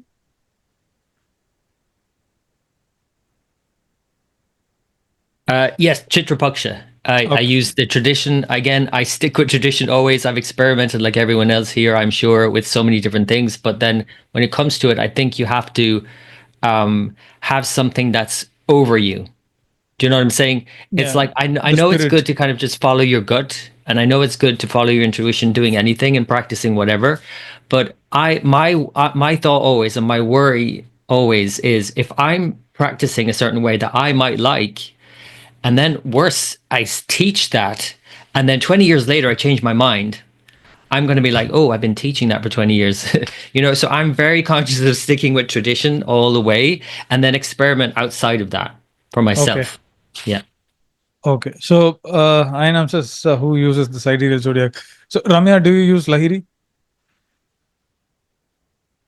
Yes, I do. I use Lahiri. Okay.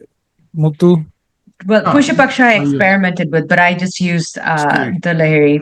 I have because, as I said, Sri P.V. Narasimha Rao lives in the same town, and he's a big proponent. He's obviously many levels above me in terms of his knowledge of all these things, and so he made a very strong case for Pushyapaksha, so which I tried for a little while, but then I came back to the core that I use is the Lahiri, but I would try the other systems just to see if anything resonates or if I learn something new. Sometimes you learn something new. It's the same thing with the dasha systems. Everybody uses Vimshotri, but yes, every once in a while I do like using a different dasha system. It may talk to me or give me something new, so why not? Okay, so the Ayanamsha for Muthu. Yeah, so I also use Lahiri. I never used anything else for my client work. And from this standpoint also, I use Sidereal. I never used tropical. But I wanted to look into where these differences come from. Basically, the reason why the difference exists is because we live in a thing where we are talking about circular things, right? For example, the Earth is revolving around the sun in a circular manner, and the zodiac, what we are referring, is also like an elliptic, right? So for a straight line, if I ask you to pinpoint the start and end point, it's very easy. We all will agree. But when it's a circle or elliptic, the starting point will obviously vary, right? From different perspective, it will vary. So that's the origin of all these differentiations, actually. So I feel like it's not about the difference in the method, but it's a difference in the view of lens actually. So I agree with what Ramya said. Like, go with what works for your client. Okay. That's it. Okay. I think I'm the minority here, but still, it's fine. I use Raman, and I have to do something different because I have Rahu in Aquarius, so it's difficult for me to follow the norm. So anyway, let's go to the house systems. What I think is of less significance here. So house systems, I think we were talking about the quadrant and whole sign house systems. So Jolly, like you have again, you use both quadrant and whole sign house systems. So I think that is again quite interesting. So I think it would be interesting to kind of have your own opinion about the usage of whole signs and quadrants. So yeah. Yeah, no, thank you, Aswin. I mean, I just wanted to speak very quickly to Anil. Apologies if I'm pronouncing it the Bengali way. Your name the Bengali way, but you talked about or you asked about geocentric. Topocentric versus geocentric, and I just wanted to maybe the other panelists can say more, but I think topocentric is something that I would like to learn more about because I work primarily with whole sign houses first. I haven't gotten there yet, but I love the idea that the topocentric technique refines that idea of the house cusp, which can get so distorted, depending on where you are on the earth. So it's something I would like to learn more about, and I really thank you for bringing that up in the chat. For myself, I know that I was studying for a while from Charlie Obert's books, and he really does combine whole sign houses with quadrant systems. I love the idea that you have some quadrant systems that emphasize space and other ones that emphasize time. So, this is an ongoing study for me in terms of trying to understand which quadrant system do I want to use? Do I want to look at 3? One that's whole sign, and then one that's time-based, and then one that's space-based. I mean, that's a lot of work to do, but maybe that's the way forward. I mean, for me, it's all about stacked testimony. And if I can get that stacking of testimony across the different techniques and different approaches, then, that always makes me feel better when I'm speaking to the client. So that's where I'm coming from. Okay. I think Tanya. I can't really add something here. I don't use Lahiri, of course, but I use only whole sign houses, and I use not only. I use whole sign houses for the topics, only for to describe all the life topics, and I use Alcabitius because, but not the houses actually. I use it for the withdrawing and the advancing signs, which makes totally sense to me. I have given recently a presentation on that. So I use it just for the dynamics.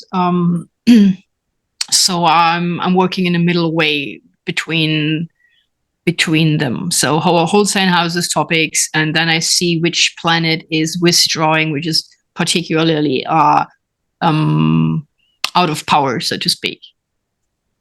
Cool. Thank you so much, Gary. Do you use Baba charts? Both Gary and Muthu, I think, can just I know primarily whole sign, and I would say 99% of the time. And maybe just to say about that I always wonder why. I don't know, because I had a conversation with an astrologer recently, again a Vedic astrologer, but who uses a tropical, and what I came to understand was that I use what I use, the tools that I use have lined up in a certain way that have never let me down. So it's like, why would I start experimenting with another house system or another something or other, because it just doesn't work. It's always worked. So I use whole sign houses. And if I use something else, I'm looking at it for my own interest. Okay. Yeah, same with me. So I also use whole sign system. Nothing else. Right. I think we'll slowly transition into the end of this conversations where we have to talk about the possible ways of integrating the practice of both the systems. So, like, I'm not saying we have to use both the zodiacs, or I'm not saying we have to use only one zodiac, but is there a way we can culturally, philosophically, and astrologically integrate the Western, modern, and traditional system and Jyotish? And is there a time where astrologers will practice all these three traditions along with modern West, possibly? So that is the scope that we need to see now. I don't know. It might not be in our lifetimes, but maybe at some point in the future. Jolly. I'm just going to start off because I really want to hear what my fellow panelists have to say, and I fear my piece is actually quite short, but that's simply to say that, for example, in studying the Indic tradition of the lunar nodes, I have found such rich material that was wholly unsatisfactory in studying the modern and Hellenistic tradition for me. And so I really think that as an astrologer, it really comes down to, I think, something that Ramya was saying, that, it's what speaks to you. And for me, I'm finding more and more that, for example, there are even, like, let's say we look at the Indic tradition of looking at retrograde planets versus the Hellenistic tradition of looking at retrograde planets. There's either a middle ground or a place where you land the more you study.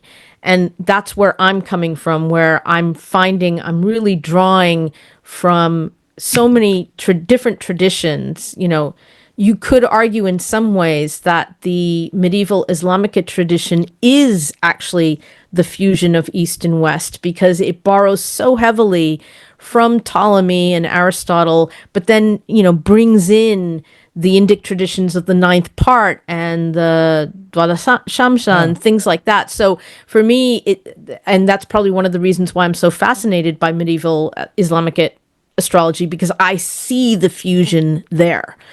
But I just wanted to share that because I've got Jupiter retrograde in my chart natally, and I just remember reading the Hellenistic interpretations or delineations of Jupiter retrograde was just so depressing that when it came to the Indic tradition and the idea that, well, look up in the sky and you'll see that Jupiter retrograde is when Jupiter is brightest because it's closest to Earth. And that just spoke to me. That just made me feel so much better about myself. So that's something that, again, it comes down to what speaks to you, because when it speaks to you, to the heart, that's when you're able to be the most authentic with your clients, I think. That's amazing, Jolly. Thank you so much for jumping in as the first panelist. So I'll keep Muthu's words for last and then come to Ramya now. So as you guys all know by now, I am already blending the two systems. Do I like to, if I had the time, the capacity, I would add on Hellenistic. I would add on, I do actually blend in horary. I add in astrocartography sometimes if I feel like it. But I feel like, it's you can be a student forever in astrology, kind of like what Anthony had said earlier on. So, but if 80% of my tools are going to get, well, no, if the tools that I use are going to get my client 80% there, sometimes it's not as important to get the rest of the 20% because I've covered the major needs of the client. And I feel by using both the systems, and as I said, what kind of a background are you coming from? What are you open to receiving? And I have to, like, if you're speaking Italian to an Italian person, they understand you. You speak French to a French person, they understand you. You have to speak in their language and give it to them in a way that will resonate with them. So there's the whole point of what does the chart tell me, what resonates with me, and how can I connect that back to the client? So I use both of them, and I find some clients more receptive to one than the other. And that's okay. Whatever speaks to them and helps them, that's what is important. So, yes, I think more, it's kind of like, medicine. I think when we started out with, at some point, people thought it was a great idea to have leeches be on your body and suck out the bad blood. And that's what took care of stuff. And then now we've gone on and we've learned more. And then sometimes we backtrack. Oh, well, we thought opioids was a great idea. I guess it's not. So we backtrack. And I think astrology, if you want to take it as an observed science, kind of that, medicine is an observed science too. We will muddle along, learn new things, incorporate them, and each astrologer has their own individual journey. And like Gary said, 20 years later, oh boy, I don't know what I was doing with that. I didn't want to do that anymore. I want to do something different. That's totally fine. So I think it's an evolution. And I think that evolution includes all different aspects of astrology. I think I really like the word evolution. So I think evolution has brought us here, and evolution is probably going to carry us forward for many, many years. So I think in one way, at least, we are culturally kind of cross-pollinating, if we are not technically cross-pollinating. But one thing is that astrologers of history in both ancient and medieval times have been connected more than we actually imagine. So, but in some ways, I think we lag, despite a lot of technology. We kind of lag behind in terms of embracing the intellectual knowledge systems from other cultures. So I think in a way, people like Gary and Ramya and Tanya and also Jolly have kind of embraced the cross cultures, and people like myself and Muthu are trying to kind of put our legs outside and see what is there for us to take.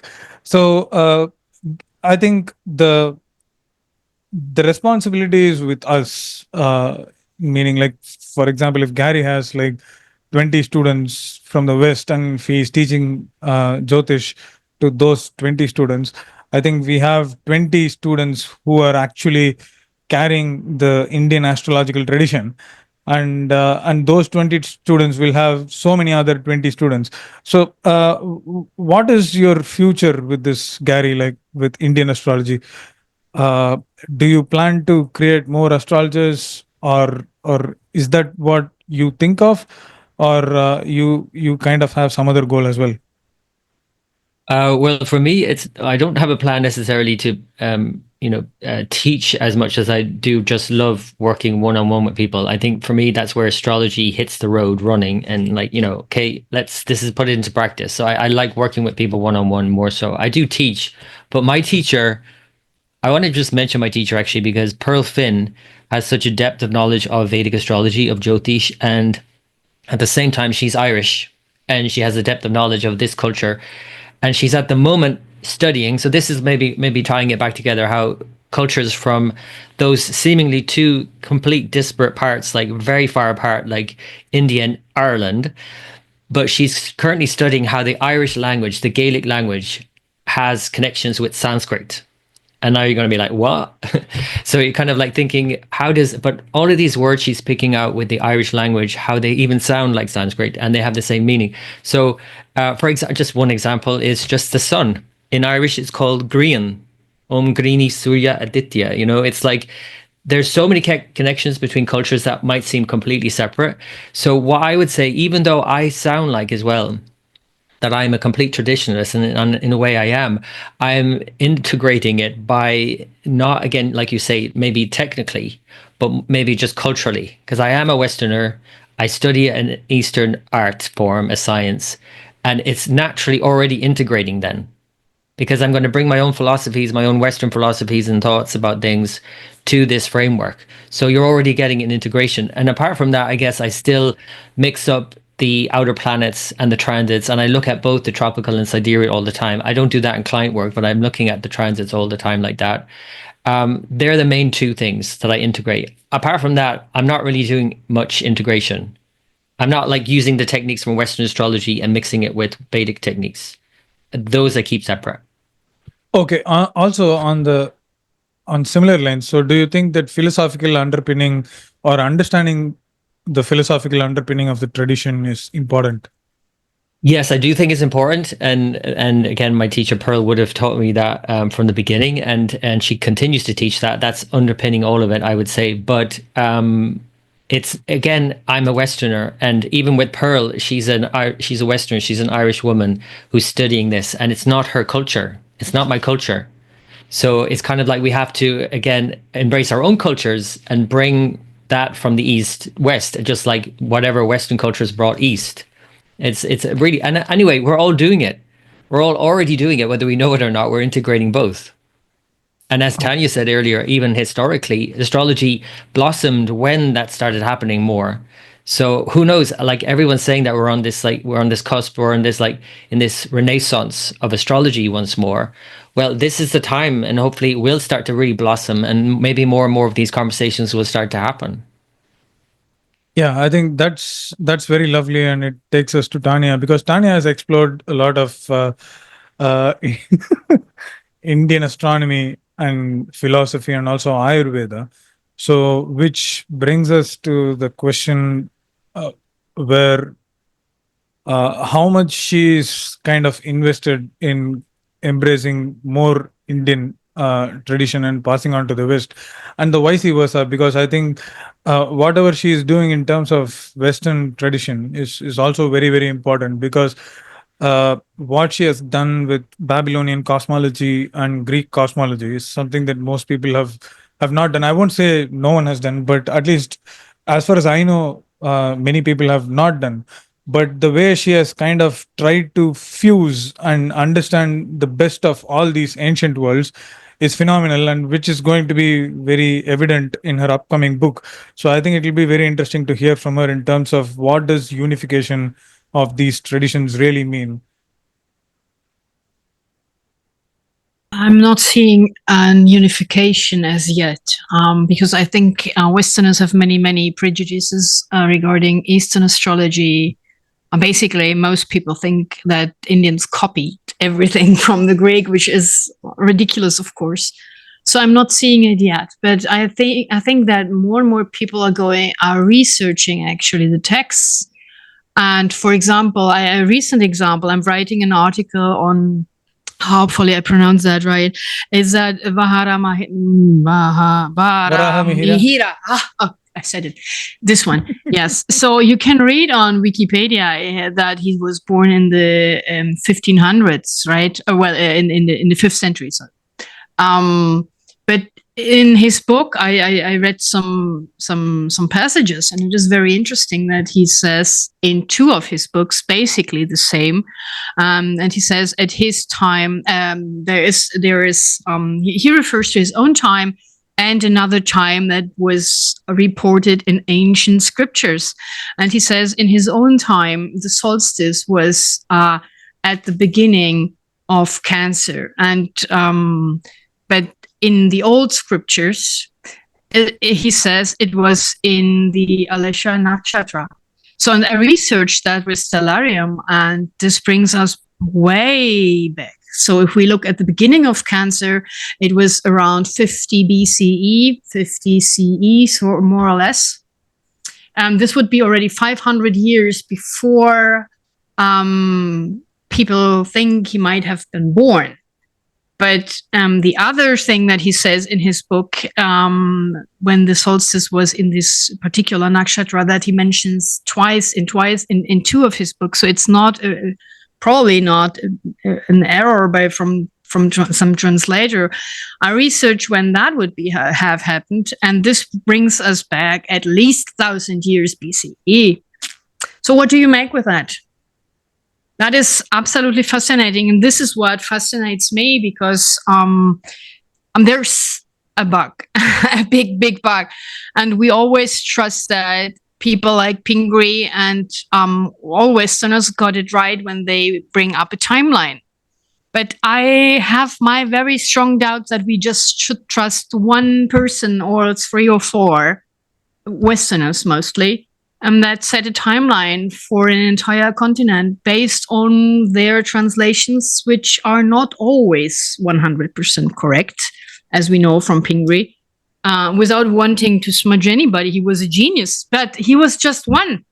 And I mean, we know that I have translated many, many things. And I know that every translator translate the same sentence in slightly different ways. But this supposes that you have to clearly understand what you are translating. But if you're a translator who's not an astrologer, but not an astrologist, you might even get things very wrong.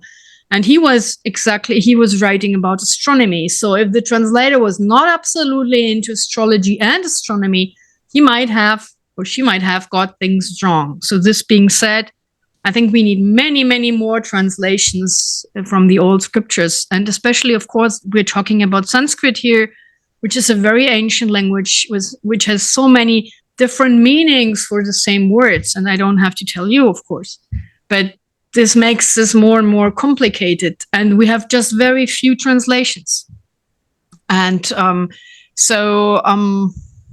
I really hope there will be much more research into this. And I really hope that there will be more people like von Dechend and Santillana, who were two authors, very famous. They wrote Hamlet's Mill, and they in the 50s, and they were the first people who looked into mythology from an astronomical point of view. And they made a very, very thorough work also into Indian mythology. There is a lot of Indian mythology in that book.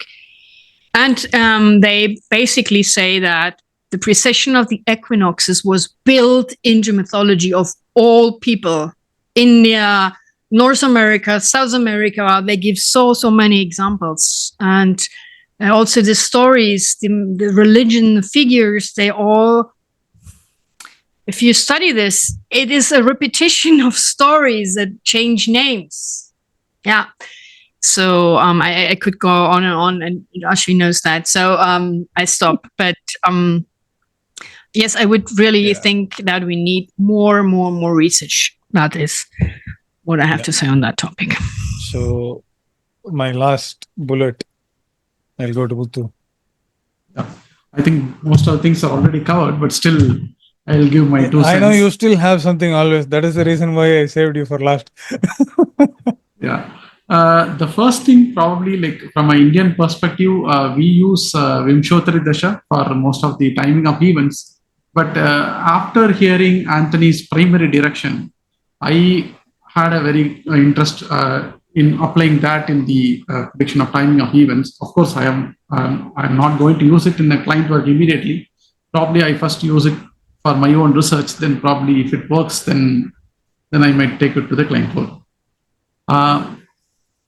For Westerners, probably I feel like the medical astrology from India, from a Vedic perspective, have a strong hold, especially since it is backed by the Ayurveda, so Tridoshas. So maybe the Westerners can leverage from the Vedic standpoint, especially from the medical astrology. That's something I think it will definitely work very well. Amazing. And from the yearly progression, I use Jajaka Jyotish. Maybe I'm more interested to see if I get any kind of an annual progression technique in Western. I might be interested to explore that. So these are something that comes to my mind. Amazing. So I just wanted to kind of add what you said. It's like I think mundane material is very less in Indian astrology, and I benefited hugely from medieval mundane tradition, and that is a wealth of knowledge that we need to explore. So I think the only one mundane work that we have is Acharya Varahamihira's Brihat Samhita, and apart from that, we have some tidbits in Devakeralam that talks about some mundane events as well. But apart from that, I think we don't have much, and we need to inculcate something from mundane tradition, medieval mundane tradition.